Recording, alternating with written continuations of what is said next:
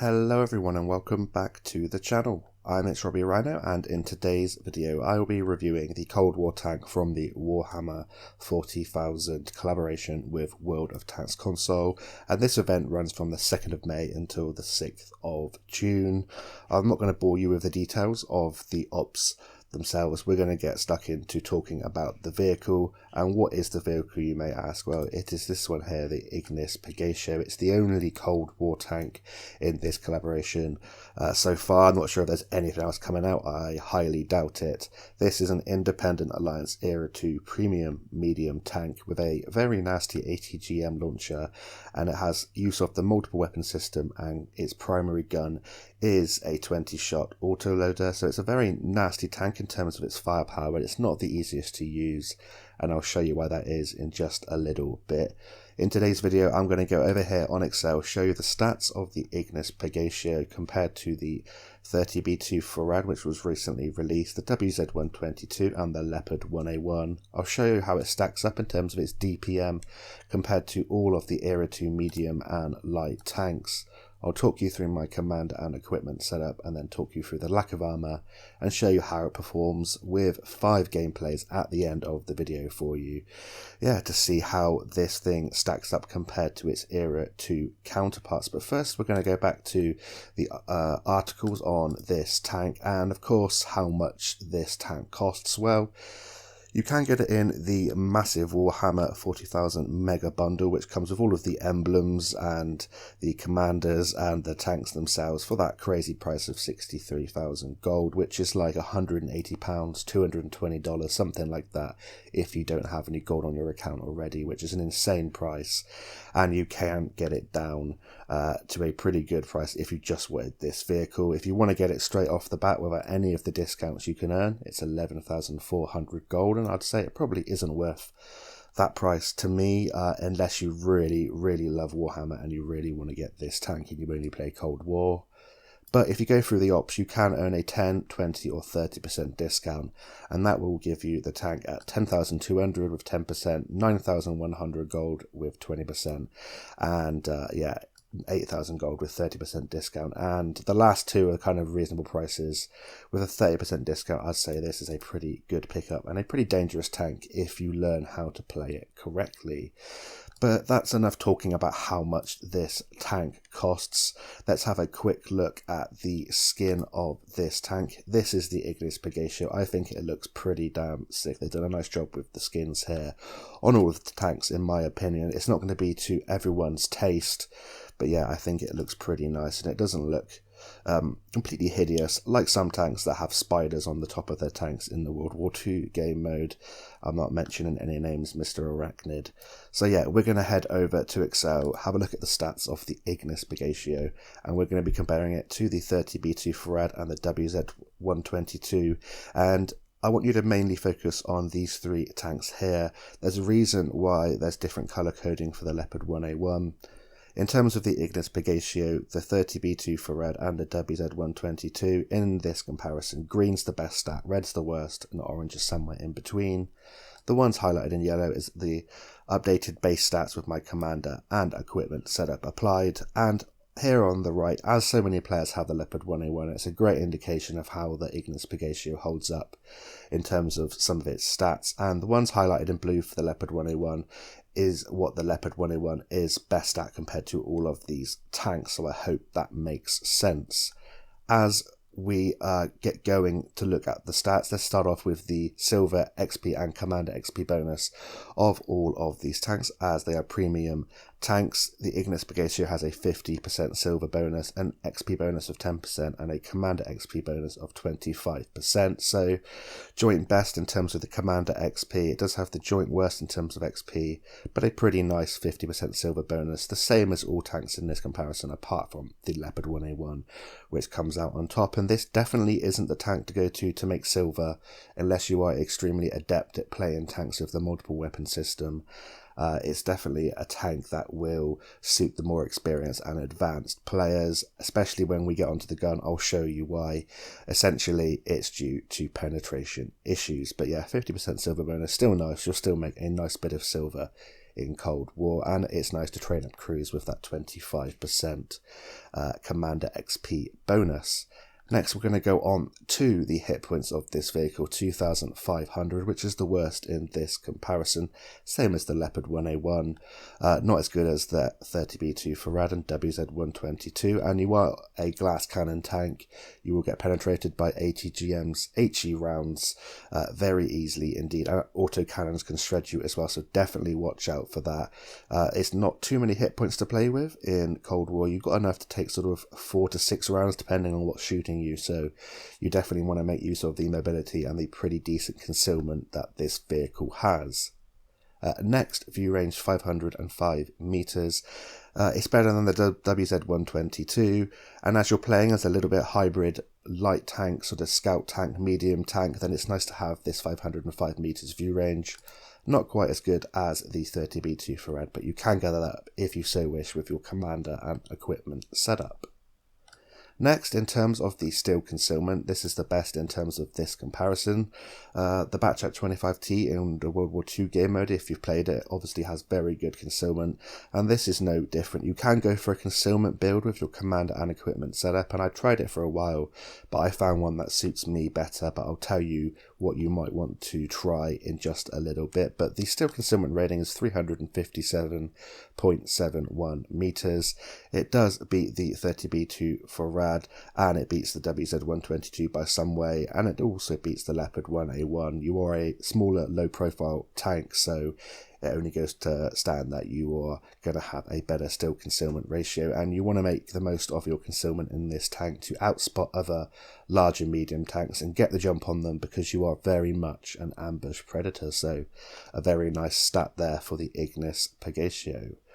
In terms of mobility, a lot of it's highlighted in green, which is excellent news for this tank. You have a 940 horsepower engine with a 34.58 power to weight ratio, 65 kilometers an hour forwards, 23 kilometers an hour in reverse, and here are the two downsides: the hull and turret reverse at 38 and 36 degrees a second respectively. So you have the best here in terms of engine power, and you do have the best here in terms of your power to weight ratio. You have the joint best top speed. The Leopard 1A1 only beats it by 0.2. You're the same top speed as the 30B2 Farad, but you have that fantastic power to weight to get up to speed much quicker. Joint best reverse speed 23 kilometers an hour for getting down off of those ridge lines, and you only have 6 degrees of gun depression, meaning that you're definitely going to want to make the use of that reverse speed and trying to reverse into positions to get away quickly if you are on a ridge line, instead of going up and exposing a lot of your hull, and I'll try and explain that during the gameplay. So great news in terms of the mobility. The only downside are the traverse speeds. The hull at 38 degrees a second, you can boost that up with the mobility equipment, as I have done here. I've got mine up to 41.8 degrees a second, and the turret traverse is 36 degrees a second, and it really does struggle, because you're going to want to play this like an ambush tank. You're going to want to go in, run rings around a slower tank, dump your multiple weapon system ammunition right into the sides and rear of the tank, then get away quickly. And turning this tank can feel a bit like a boat, so you want to try and invest in improving that with the gun handling skills, and I've got mine up to 41.68 degrees a second, and I'll show you how I did that in just a little bit. But those two are the things you want to watch out for. It turns very slowly for the speed, so if you're going to want to go in and ambush someone, you want to get up to speed first, then go in, and then get out of harm's way. If you're trying to turn when you're going at sort of 40 to 50 kilometers an hour, it can feel very sluggish indeed, and it can catch you out with the really poor turret traverse, your ATGMs or your main 20-shot autoloader. You can miss a lot of rounds because you're slow turret, and I found that when I used my concealment build, I was missing a lot of shots, and the turret traverse was just annoying me so much. I improved the gun handling and went for more of a mobility gun handling DPM build, and I'll show you what that is in just a little bit.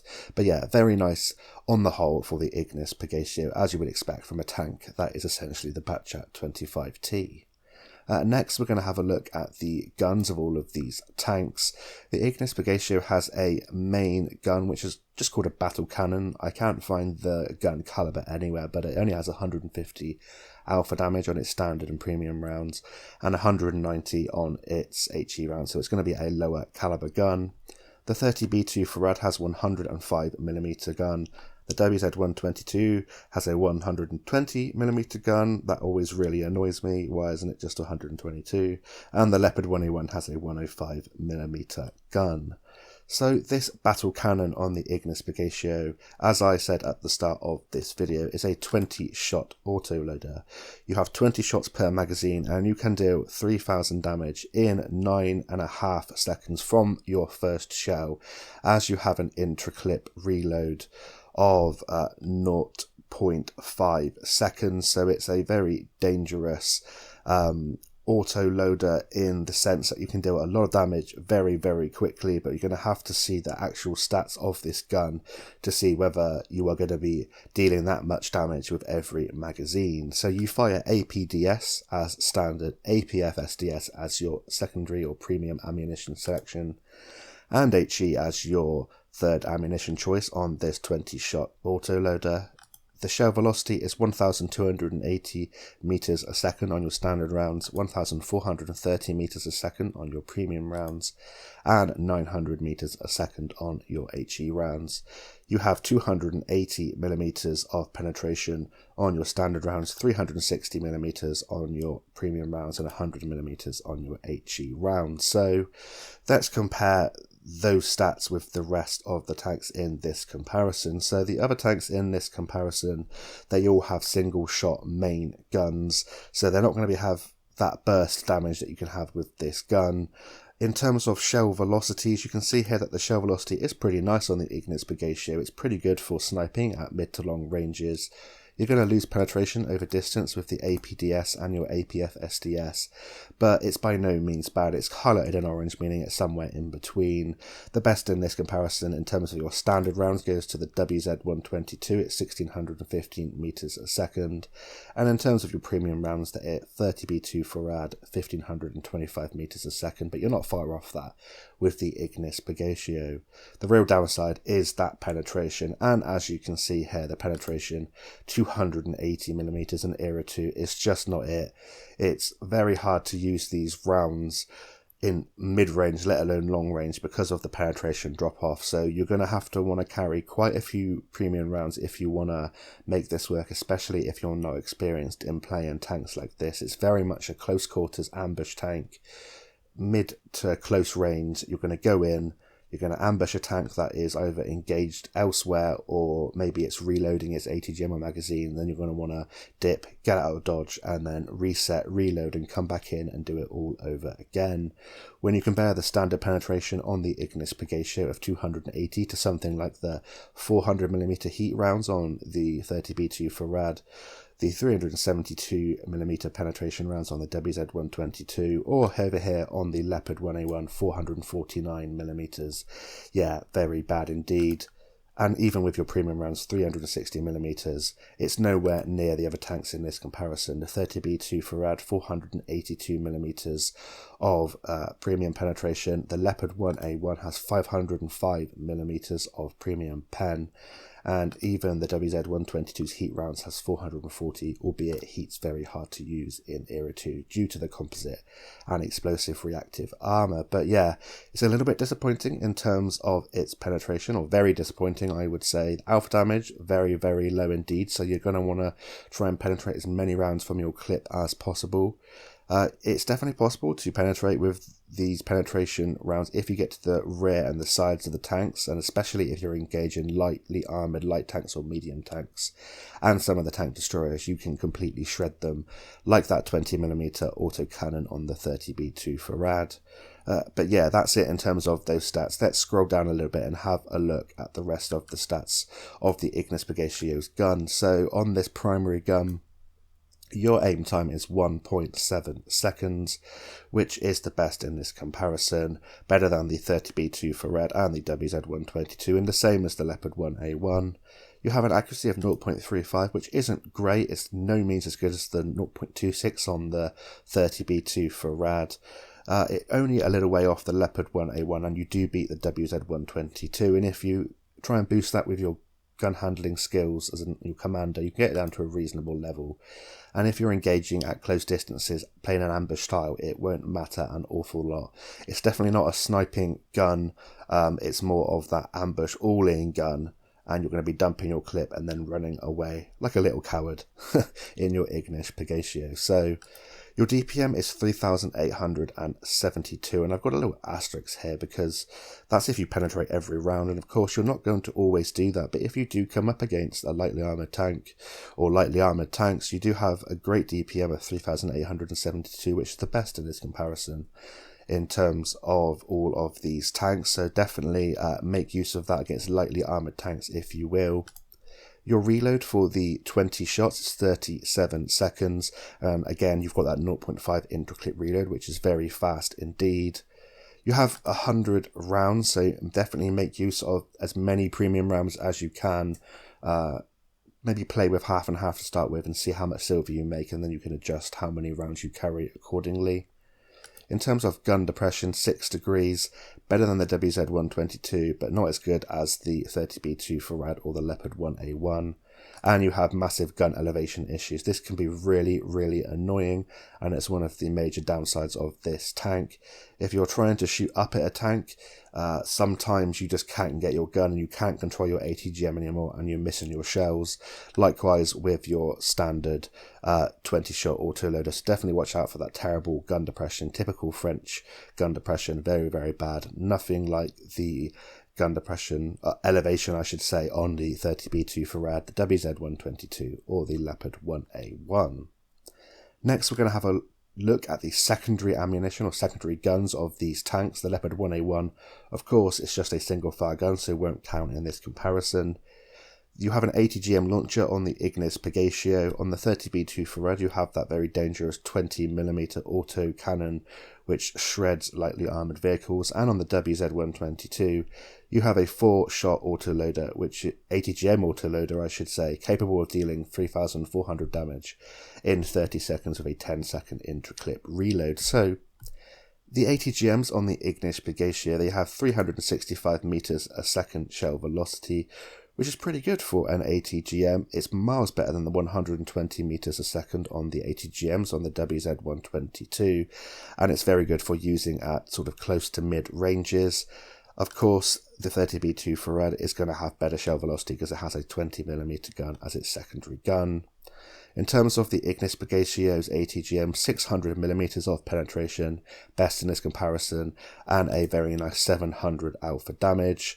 I'd rather trade off that 150 alpha damage from the WZ122's 850 ATGMs to have that much, much better penetration, 140 more millimeters of penetration on your ATGMs, and these ATGMs feel very, very nice indeed, and you can carry 10 of them, so they're very useful in the battle.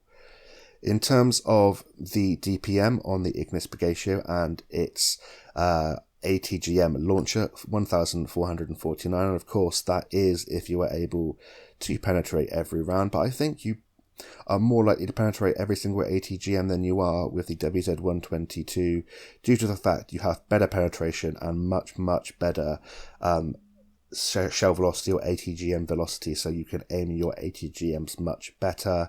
In terms of the DPM on the other tanks, of course the 30B2 for Rad's going to have that crazy DPM on that 20mm auto cannon, but to be able to penetrate with 87 or 45mm of penetration, very difficult indeed, and that's why that one has an asterisk as well. And the asterisk on the WZ122 is because of that poorer penetration and that poorer shell velocity on its ATGMs. So to reload one ATGM on the Ignis Purgatio, it is 29 seconds, and you can get that down to a fairly quick time for a fairly nasty ATGM. In terms of how many you can carry, I just alluded to, you can carry 10 ATGMs on the Ignis Purgatio, which is very nice, 2 more than on the WZ122, which carries 2 whole magazines of 4 rounds, which is 8 ATGMs in total. So Down here on the bottom, I have the DPM if you combine the secondary and the primary gun. Of course, take this with a pinch of salt because you're not always going to be penetrating every single round. But if you're going all in on a lightly armoured tank, the 30B2 Farad comes out on top and you can absolutely shred with that 20mm autocannon and a very nasty primary gun. In terms of the WZ-122, you have to sit out in front of your opponents for a lot longer to get this 6,440 DPM because of that massive interclip reload of 10 seconds on its ATGM launcher. And with the Ignis Purgatio, I think it's quite easy to get a near 5,321 DPM using your firepower due to the fact you do have great penetration on your ATGMs, better shell velocity, and when you're up close and personal, you definitely can pen quite a few of your 20 shot autoloader rounds, especially if you're using the 360mm of penetration on those rounds. So that's why the asterisks are there for these tanks, and I think it's just a nice indication of how the Ignis Purgatio holds up. Quickly, I'll go through the DPM of this tank and where it holds up in terms of the medium and light tanks in Era 2. So this is the DPM of all of the guns in Era 2 on medium tanks, and the Ignis Purgatio, as you can see, the worst DPM in Era 2 goes to its ATGM launcher on its own. However, its primary 20-shot battle cannon, 3,871 DPM, which, if I can count, is the 1, 2, 3, 4, 5, 6th best in Era 2, so not too shabby there. And in terms of counting the multiple weapon system, 5,320 DPM, you're going to be going there at the 5th best, which is pretty nice. So if you're going in against lightly armoured tanks, think of this as a win-win for the Ignis Purgatio. Very good ambush predator, and you're going to be able to use this DPM to take out tanks very, very quickly.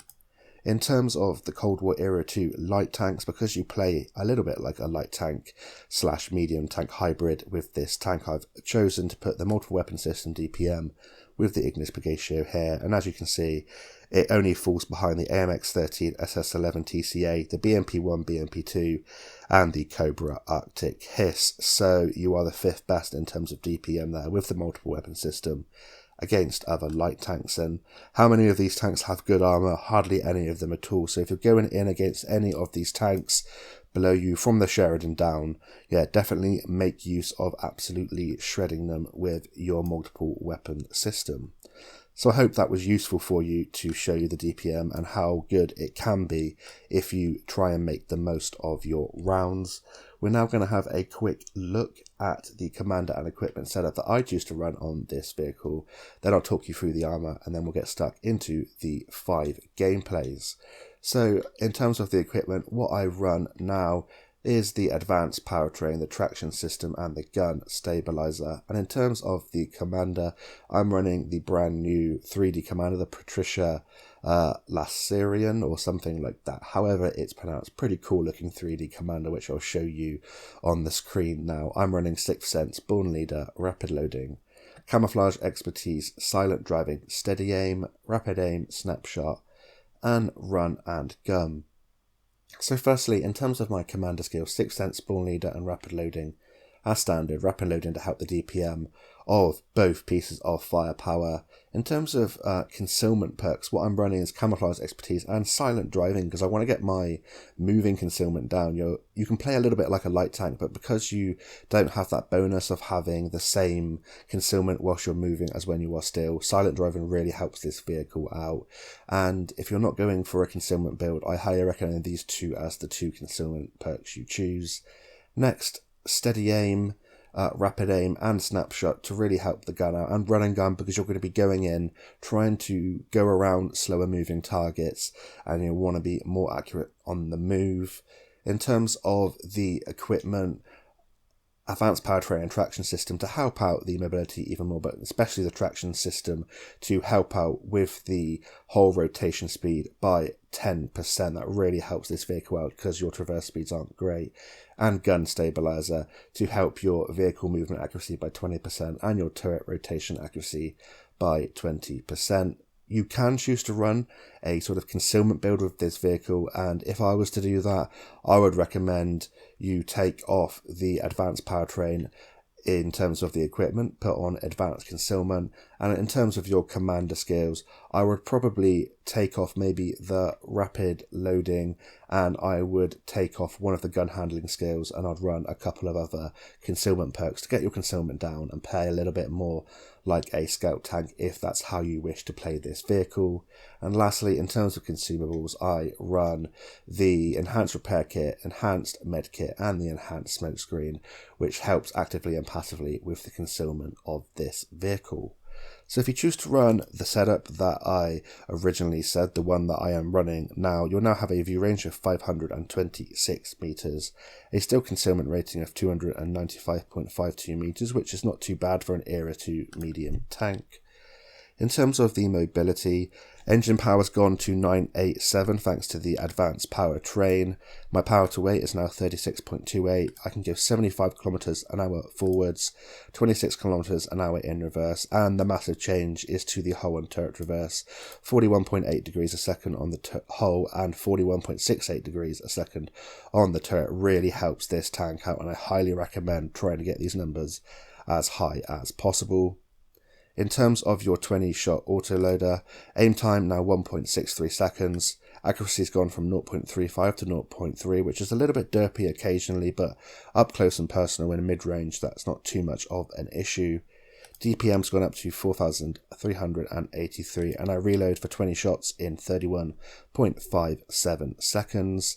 Lastly, in terms of the ATGM launcher, DPM's gone from 1449 to 1694, and my reload's gone from 29 seconds down to 24.75 seconds. So yeah, a nice increase there for the Ignis Purgatio in terms of its capabilities on the battlefield with my equipment and commander setup.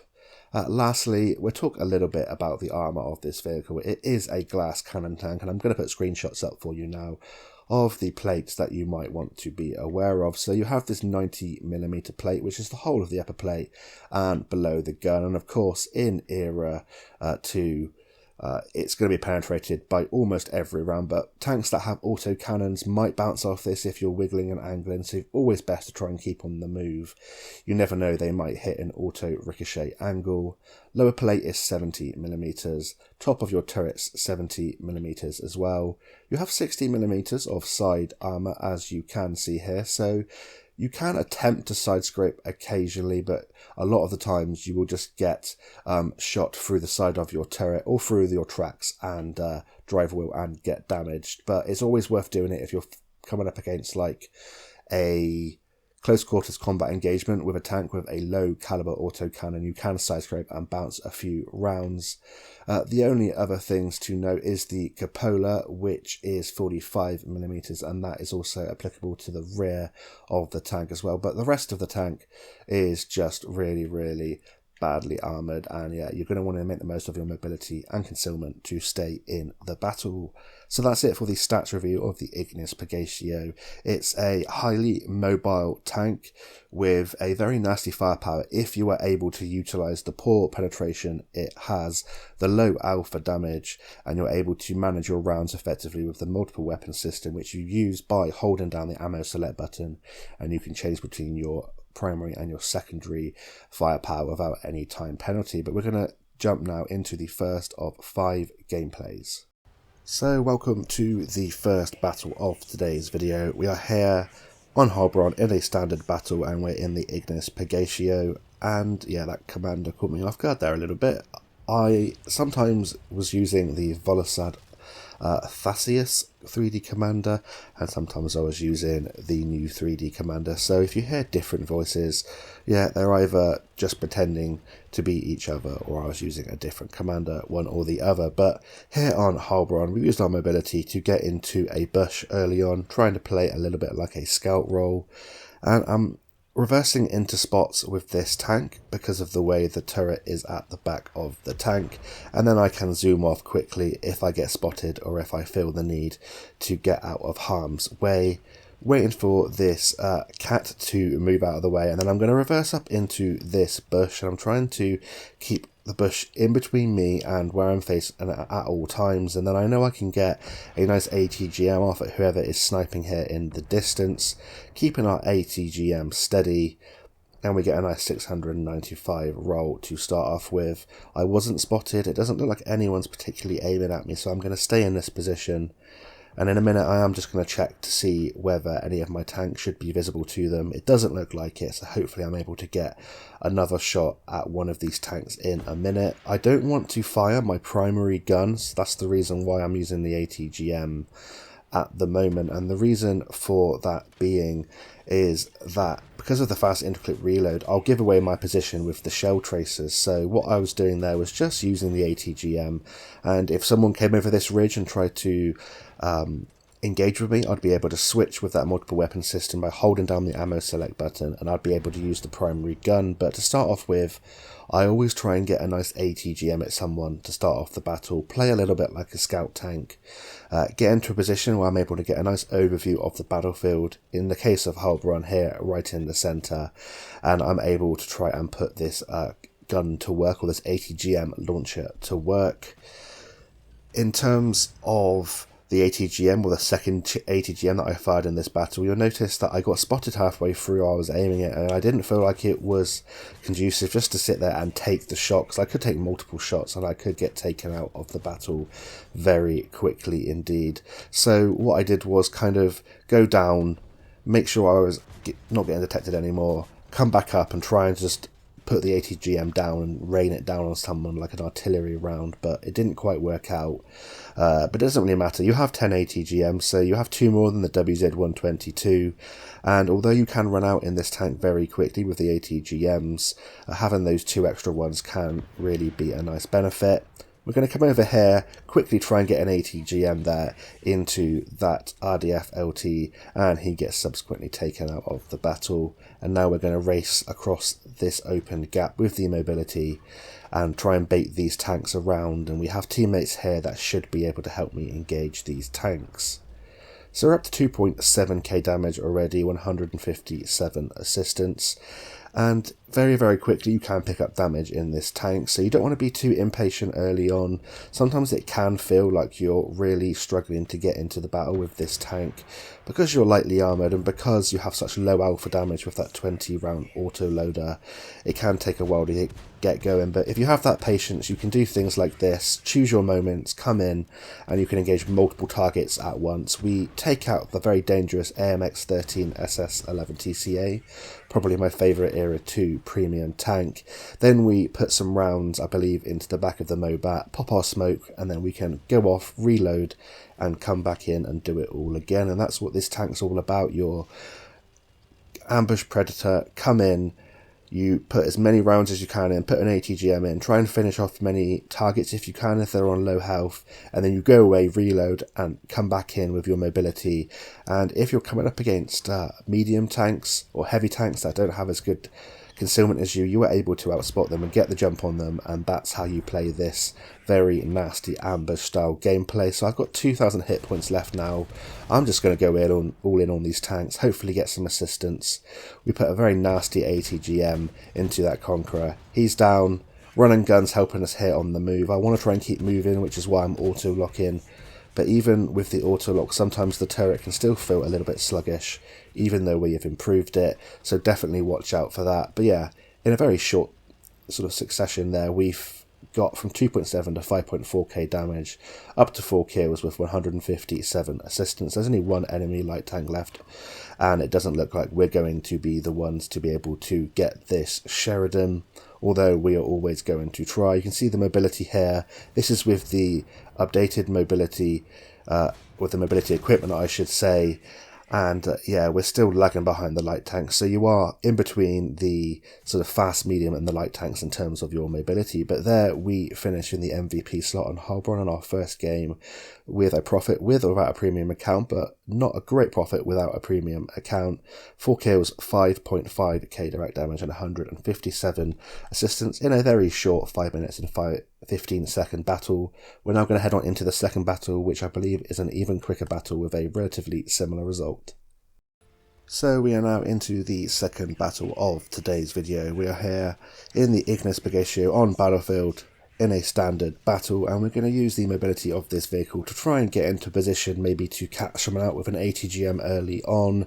Definitely not going to go over that cliff because no doubt my tank will self-destruct and I'll be back in the garage. So we're going to take the long route. You can see it takes a little while to turn it at slower speeds, but when you do get up to speed it can feel as fast as a light tank. Going to try and wait until we have reloaded our ATGM and our 20-shot autoloader, then hopefully we can catch someone out. We're getting detected in this position, so there is someone that's able to have view range on us, probably from the enemy spawn, so going to be a little bit careful in this position, and it's all about biding your time. You just got to wait for the right moment, and when you wait for the right moment, you can boost your damage within the click of a finger very, very quickly indeed. With this firepower, it can be very tempting to get stuck in and push yourself too far early in a battle, and that can be your downfall. So I've learnt just to be a little bit more patient. It took me a while to get to grips with this tank, even though I'm quite used to playing with the multiple weapon system on tanks like the AMX-13, SS-11 TCA and the BMP-1 and the BMP-2 tanks, the Eastern Alliance light tanks, and it even took me a while to get to grips with this tank. I was playing too aggressive and getting a little bit frustrated, getting taken out very quickly. You do have to have your wits about you. When you go into an engagement, you do have to make sure you do have your 20 rounds and you have your ATGM loaded, so you have all of your ammunition at your disposal. And you have to also keep an eye on your count on your 20-shot autoloader, because you can end up going into an engagement with like 10 rounds because you've forgotten that you haven't got any standard rounds left, you've only got some premium rounds left and you haven't loaded them, and then you have to go for a massive reload. So this is a great example of the capabilities of this tank. We're stuck in a really dangerous position here. We've got into an engagement where there are 3 tanks nearby and we're kind of on our own, but we put all of our rounds into this T55 Enigma. We wait for our ATGM, we wait for the right spot. We don't go and aim for the spaced armour at the front, we aim for the rear, go through the rear sort of engine deck or the tracks at the back, and we manage to take out the T55 Enigma. That allows our teammates to come in, and now we can go after this other medium tank, and we've boosted our damage very quickly indeed. And now we're going to be reloading, just biding our time, waiting for the right angle, the right moment to come in on these next 2 tanks, and hopefully we should be able to get a nice result here at the end of the battle. So we come up behind this M103A2, put a nice ATGM into the back. Great thing about putting ATGMs into the rear like that is usually you track them and get some assistance, but this M103A2 has rightly got a bit angry and come after us, and now we're just going to put round after round into him.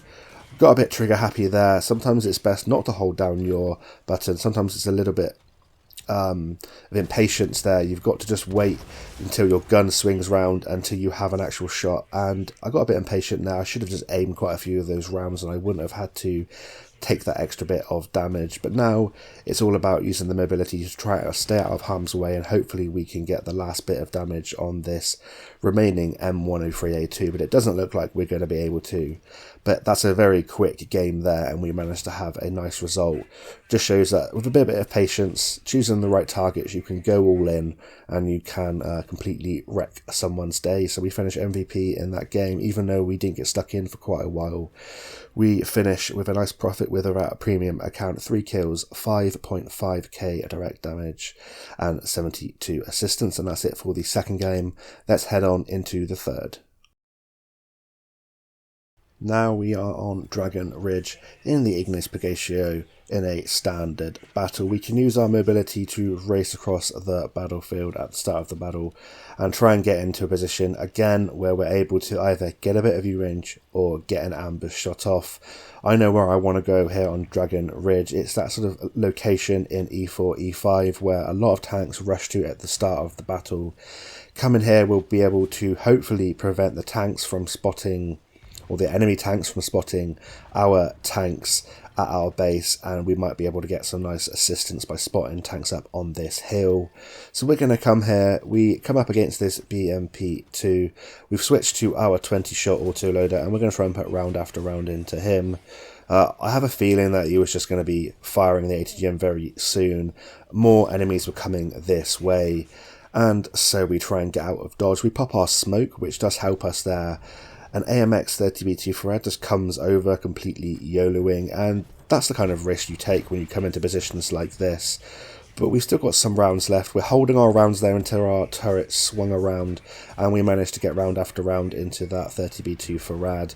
Unfortunately, the gun elevation issues that I mentioned earlier there prevent that ATGM from being able to swing into the back of the enemy 30B2. We tried to just pull it up at the end, but because our gun elevation, I should say, is so bad at 11 degrees, we couldn't quite do it. But he does get taken out, and we've lost quite a few hit points, but there are 4 enemy tanks taken out at the start of the battle, and when you're playing in light tanks or tanks like this that kind of entice people onto you because you are a lightly armoured tank, they think it's going to be an easy ram or an easy kill.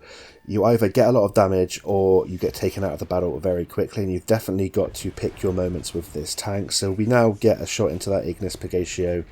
He has fired his ATGM, so I could dump my magazine and my ATGM into him, but fortunately for him, he does have a friend in a form of a medium tank there, and we're being detected behind this destructible cover, and I'm going to try to get out of harm's way. I'm going to have to use the reverse speed and just take a shot there whilst also firing on the move, and that's why run and gun in this tank is so helpful. I'm not going to lie, I'm not playing particularly well in quite a lot of these gameplays. I got a little bit frustrated just trying to get really good games, but these are just the honest games, some pretty decent games that I was having. For some people, this might be like an excellent game. Some people, this might be a little bit underwhelming in a tank like this, but it has the potential to have really good damage games. But you do have to pick your moments. You've got to bide your time. You've got to be used to using the multiple weapon system and feel comfortable in the tank. And it's a tank that it does require you to take a little while to play it in a session, not quickly sort of switching in and out of this tank, because you just don't get used to switching your guns fast enough, and you don't get used to sort of using the mobility and the ambush style gameplay. So I highly recommend this tank for people that love the BMP1, BMP2, BMP3, that kind of line, and the AMX 13, SS11 TCA, or even people that like ATGMs and they want to try using with the multiple weapon system. But it's definitely not an easy tank to master. Having said that, it is a lot of fun regardless of the kind of playstyle, or your playstyle I should say, or your experience. It's a lot of fun if you don't take it too seriously. But yeah, if you're looking for silver and really high quality games, competitive games, you're going to want to try and get experience in this tank, and it's definitely going to suit the more experienced players, just in my opinion. But having said that, it's also got a cool skin, so yeah, why would you not spend your money on a cool skin in a game? I've done that plenty of times, and that's why I'm so poor now. Anyway, a bit off topic there. As we managed to put some rounds into that BMP2, we sort of pulled him round there. I was hoping he was going to chase me into my teammates, and now we're going to try and race our way to this FE4 211, but unfortunately for us, there's no more damage in this game. And again, another kind of typical gameplay I was having in that session. Of course, there were loads of these tanks on the battlefield because it's a brand new tank, but we still had a nice damage result there. That's only a second class, showing you people are playing this tank exceptionally well. With 5k direct damage, 1.7k assistance, we blocked some rounds, made a nice profit with or without a premium account in a 4 minutes and 10 second battle. And that's again another reason why it can be difficult to get the damage out in this tank, because the battles are so quick in Cold War. You haven't got the sort of absolutely phenomenal DPM, and if you sort of go in on a tank and you don't pen a lot of your magazine, or you miss an ATGM, your DPM drops remarkably, and it can be hard to get the damage out in this tank, which is again sort of, it suits itself to more experienced players if you want to play competitively. But if you just want to have fun, it's a very fun tank. But we're not over for this video. That was the third gameplay. We're now going to head on into the fourth gameplay.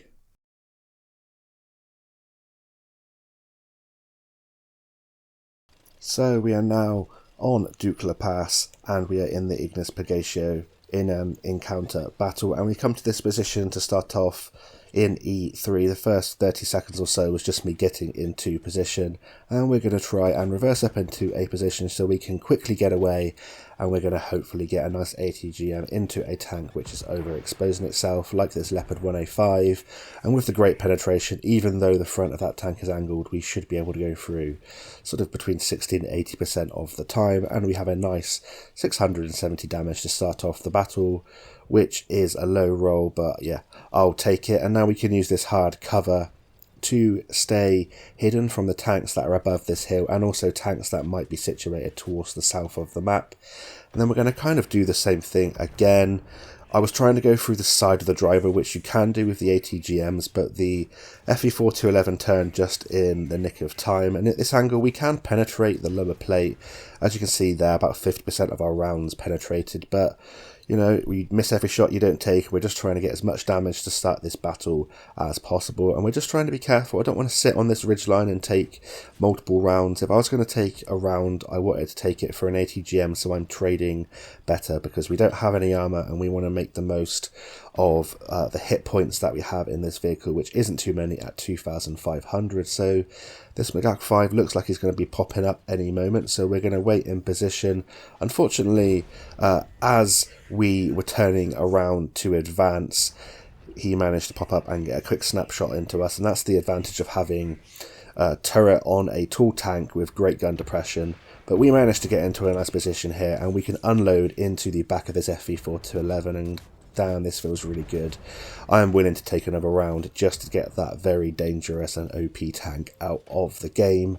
And now we're just going to wait for our reload and do it all again. Wait to get sort of re-stealthed, and then we can use our mobility to advance with the rest of our team. We can go and be the aggressor, we can be the one spotting if we have the hit points and we're confident that we can sort of get out of harm's way. We're going to advance using this smoke, and then we're going to fire our ATGM on the move. And when I'm firing my ATGMs on the move, I'm kind of just trying to keep as steady as possible, and I'm just focusing on that right analog stick, trying to guide that ATGM. And yeah, Leopards are your best friend in this tank. You can absolutely shred them with the firepower of this tank. We notice there are tanks to our right, so we do pop our smoke, and then we are going to sort of duke to go down, and then we're going to quickly come over this ridge line. We're going to get spotted, but hopefully we can get into the centre of this map and try and get the dregs of the damage of the remaining parts of this battle, because we are 5 tanks up and we have to use this momentum now to finish off this game. And if we don't act quickly, we're not going to get anything else out of this game. And it's all about timing with this tank. You want to make sure you're going in on the tanks at the right time, but also timing your advance as well. And you definitely don't want to get caught out, because you can get taken out of the battlefield very quickly indeed. So we fire that ATGM, pull back behind the bush just in case that M60 A3 was looking at us. He wasn't. We get some nice shots in with our 20mm, and here you can see the derpy kind of accuracy, but we're just trying to get as many rounds in as quickly as possible, and we're just going to be trying to go in on these last remaining tanks, try and get up behind them and dealing some nice damage. So we turn our attention away from that medium tank to the tanks over here. The FE4211 is coming for us, so we just go there for the tracks, try and keep him in place, and if anyone shoots him now, we will be getting the assistance. And now we can turn our attentions. We set that T62 on fire, quickly turn using the mobility, and we're going to go after this Leopard because we know we can take him out very quickly, and then it's going to be a nice all-in on that FE4211 at the end. So just getting used to switching between the rounds here, constantly switching back and forth. I believe I made the mistake of not having many standard rounds left now, and I haven't got a full magazine loaded, but it's not too much of an issue now. It's just something to bear in mind in one of those close games. So now we're going to try and get an ATGM into the side of this FE4211, really badly aimed into a part of the tank there where we're not going to penetrate, but I decided to ram him to get some tracking there at the end of the game, and that boosts our damage total up just by a little bit. It's not going to help the stats in terms of battle survived, but I don't really care about that. And that's the fourth game there in the Ignis Purgatio in a 5-minute battle. Second class again with 6.2 direct damage and 471 assistance, 1 kill and a profit with or without a premium account. So that's it for the fourth battle. Now we're going to get stuck into the fifth and final battle in this pretty damn fun tank.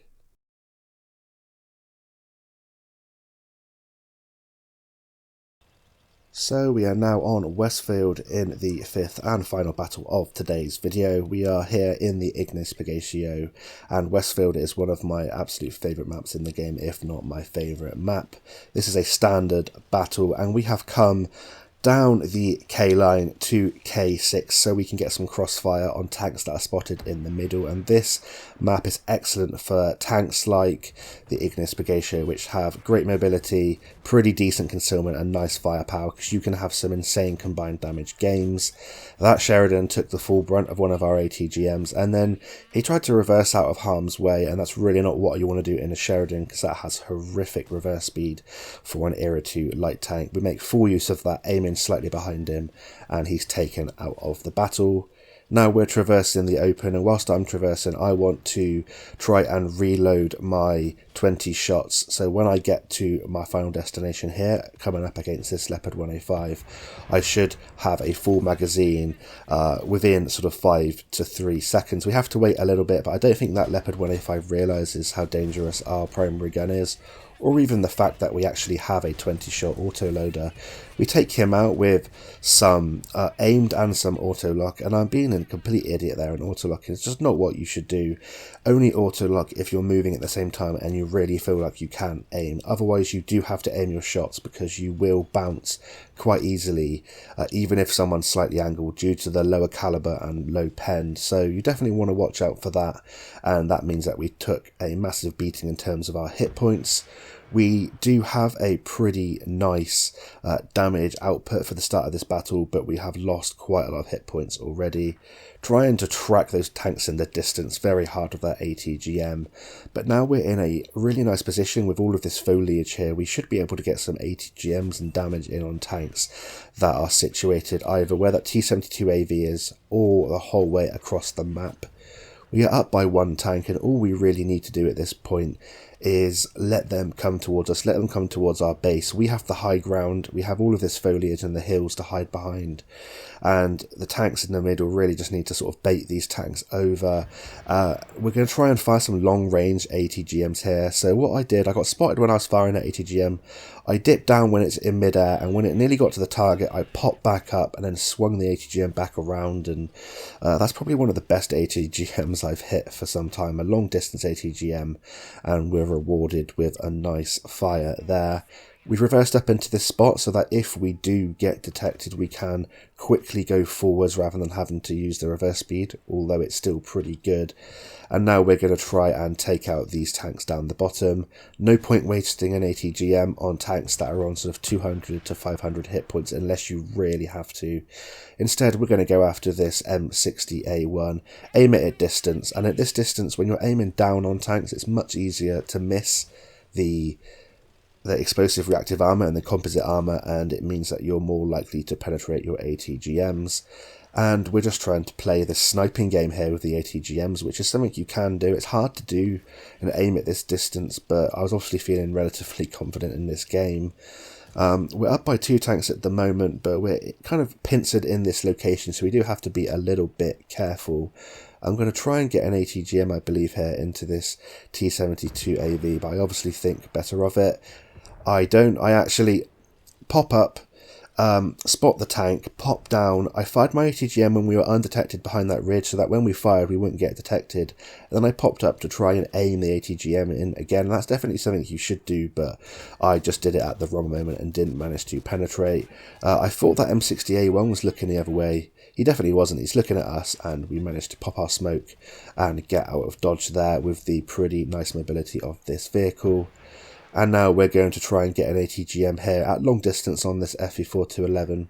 Easier to shoot at targets that are slow moving, and we get rewarded with a massive roll there, nearly 800. And we track that FE4211 in place, just hoping that some of these tanks can get killed before they start to advance below us.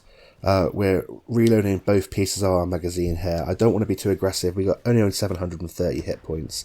An ATGM from a tank that carries ATGMs is going to take us out here more often than not. And if we get set on fire, then that's going to be good night Irene for us. So we're biding our time.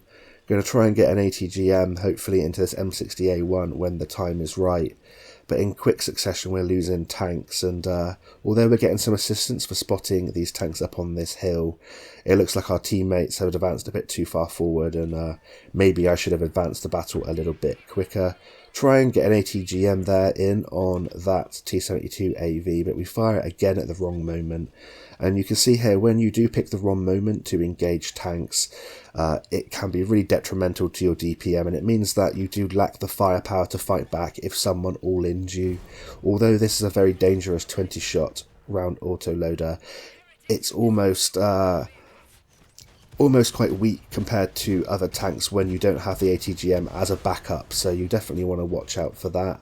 We're having gun elevation issues here against that, I think it's the AMX 30B2 for Rad, and yeah, we get taken out of our misery by the T-72 AV. We end up with a very nice sort of combined damage game here. We didn't do enough at the end of this battle, but we still had a pretty good damage result, showing you what this kind of tank is capable of. It does take a little bit of thinking, a little bit of getting used to. It's going to suit those more experienced, advanced players that like playing light tanks, and players that use the multiple weapon system and are good with ATGMs. But we finished there with a profit of 120,000 silver with a premium account, and we'd still make a profit without. Top on our team with 736 XP, 2 kills, 6.7k direct damage, and we had 316 assistance there, so not a bad game there in the Ignis Purgatio, showing you that it's a very dangerous tank with its firepower, but it's definitely not easy to play, albeit it is a lot of fun, and for the discounted price it's definitely worth it. For the full price, probably not, unless you want to get every tank in that bundle. So I hope you've enjoyed today's review and the gameplay.